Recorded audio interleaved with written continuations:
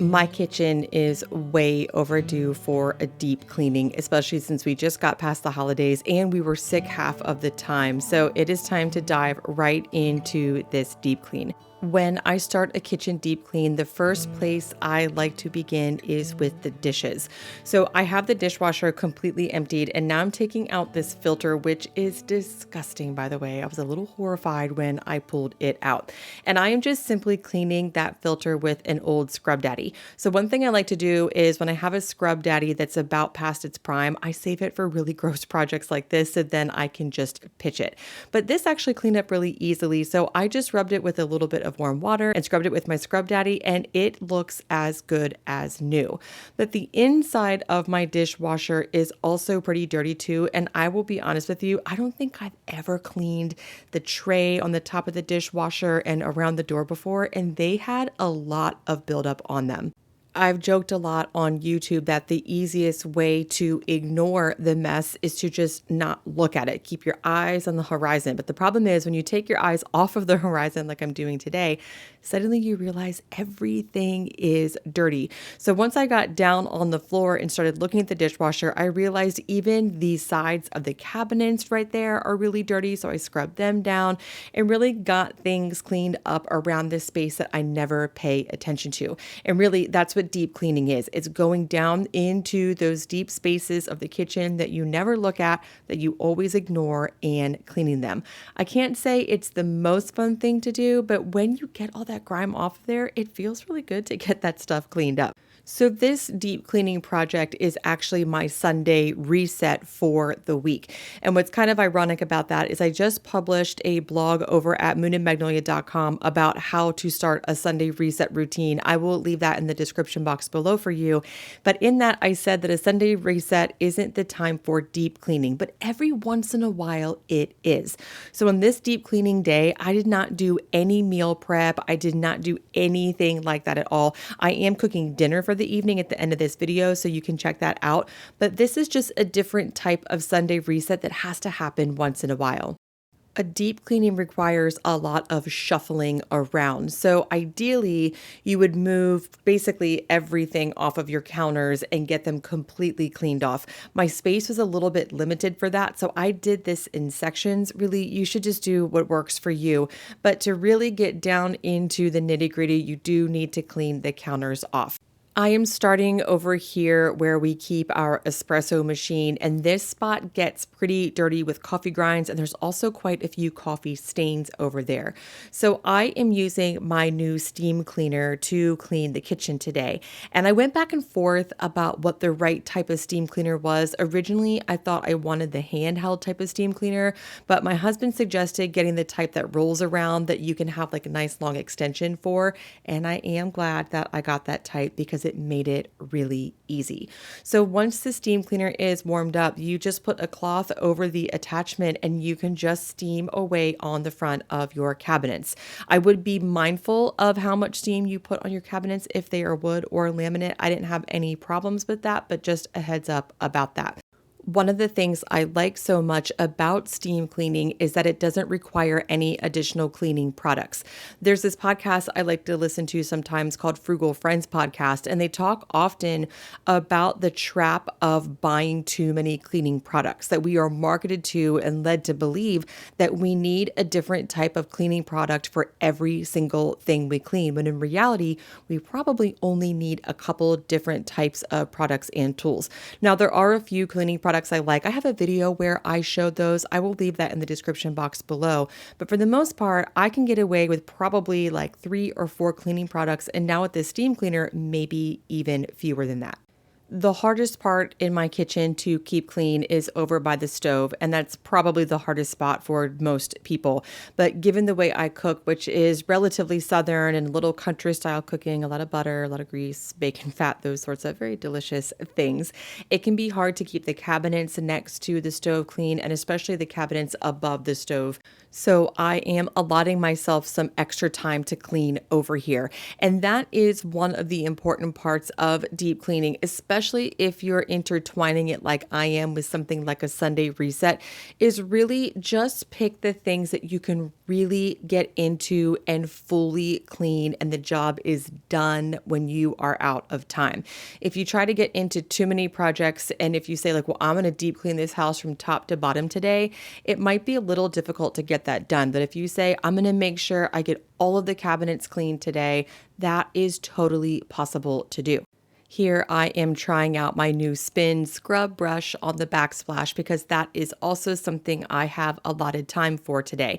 So this grout is now just under 5 years old and it has gotten pretty nasty. My husband actually just recaulked behind the sink, and now I really need to clean that grout because now that there's nice bright white caulking, the grout looks disgusting. Now, unlike the steam cleaner, I have found that this scrub brush does work better with a cleaner, and I actually don't have a lot of cleaners right now. I got this Dawn Power Wash to try to clean my Dutch oven. If you've watched a couple videos in the past, I had an epic battle with my Dutch oven that I couldn't get clean. So I had some of that Dawn Power Spray left over, and I used that. It worked fine. I don't know if I'd recommend it, but it did get the job done. That little spinny scrub brush gadget worked great, and it is awesome for cleaning this sink. This is probably what it is best for. It did great on the grout, but the sink can be really hard to clean, especially getting up underneath of the countertop. There was a lot of buildup under there that, one, I didn't know about, and two, I couldn't get off by hand, and it did a great job taking that off. And it's also really useful for cleaning the drain. This, I've heard, is one of the dirtiest and most bacteria-ridden places in a kitchen, and it was really useful for cleaning that space up too. My sink was sparkly clean by the time I was done. I will leave links for this and the steam cleaner in the description box if you want to check them out.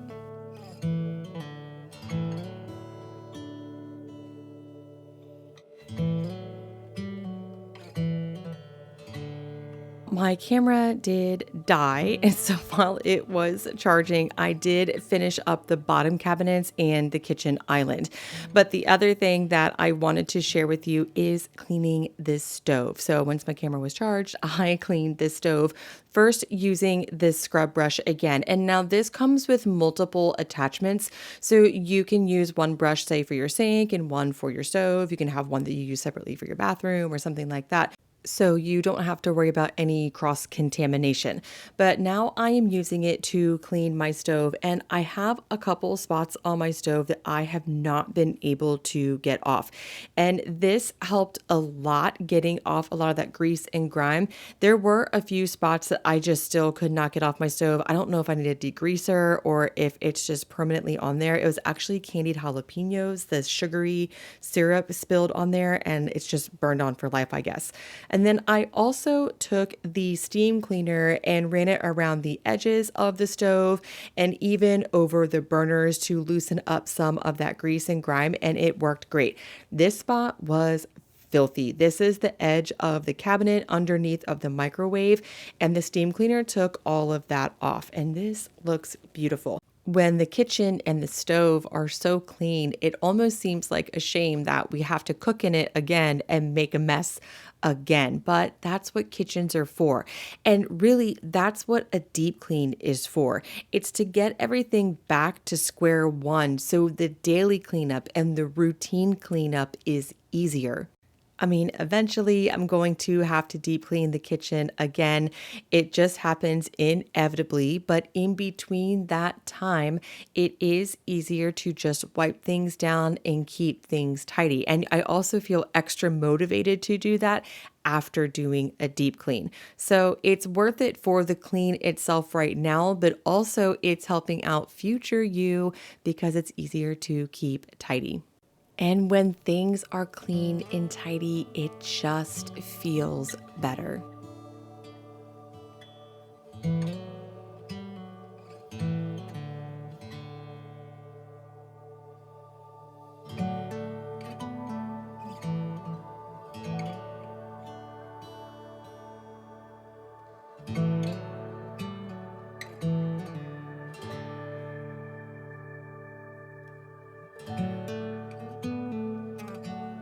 Okay, so now that the kitchen is clean and organized and just easier to be in, it is time to make dinner.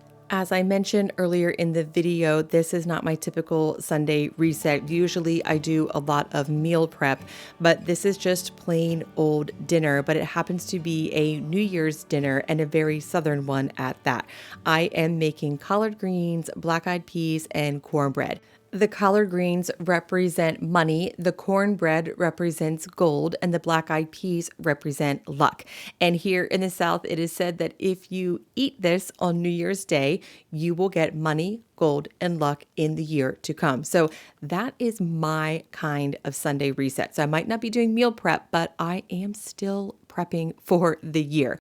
I have heard a lot of people say that when you make collard greens, you should de-rib them. I don't do that. Now, I do take off that bottom tough part of the stem, but I leave the ribs on because they soften and they get really tender and delicious if you cook them for a few hours like I am here.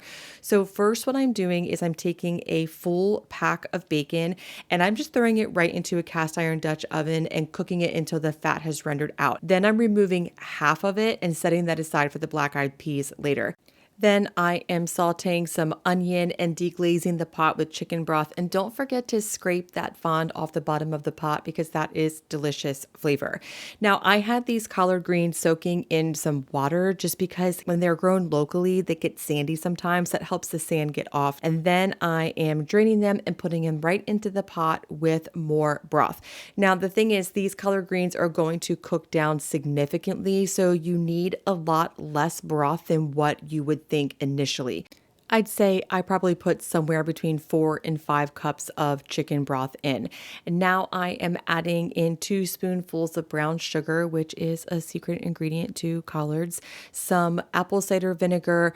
Often these are made spicy. I just did not make them spicy because my 3-year-old eats these. But you could also put in some red pepper flakes. That is delicious. But I just seasoned these with some salt and pepper, brought it to a boil, reduced it to a simmer, and then covered it and let it cook for about 3 to 4 hours. I am now milling some hard white wheat for cornbread. Cornbread is usually made with part cornmeal and part all-purpose flour, but I am transitioning from using store-bought flour to fresh milled flour, either 100% or like in this case, just partially fresh milled flour. So this is 1 cup of cornmeal and 1 cup of fresh milled flour. And then I'm adding in, I think it was like maybe 2/3 of a cup of sugar, some salt, a teaspoon and a half, I think, of baking powder, mixing that together. And then I am adding in the wet ingredients. And what I like about this is it is a 1 bowl recipe. So I'm adding in some milk, a little bit of melted butter, and an egg. You could definitely throw in some sourdough discard if you have some. I actually just posted on my blog over on moonandmagnolia.com a full tutorial on how to put sourdough discard into any recipe. I will leave that in the description box below, but that is definitely applicable to this recipe. And now I am just pouring that batter into a buttered dish and baking it at 400 degrees, I think for about 30 minutes. That hard wheat that I milled does require a little bit more moisture. So next time I think I will increase the milk a little bit and maybe even add a little bit of honey just to sweeten it a little more while still adding moisture. But while that is baking, I am making black-eyed peas, and these came from our garden. This was our first year growing black-eyed peas, or cow peas as they are sometimes called, and they were delicious. I just cooked them with some freeze-dried onions and that bacon and chicken broth. And this was a delicious Southern New Year's meal that hopefully is also a Sunday reset filled with money, gold, and luck for the year ahead. There is a lot on the 2025 horizon for Moon and Magnolia. So to keep up with all of the happenings and the things to come, be sure to sign up for the email list. When you sign up, I will send you all of my videos, recipes, tutorials, and more directly to your inbox. And before you go, don't forget to subscribe to my YouTube channel and like this video. Thank you so much for stopping by today, and I hope you're off to a wonderful new year, and I will see you again next time.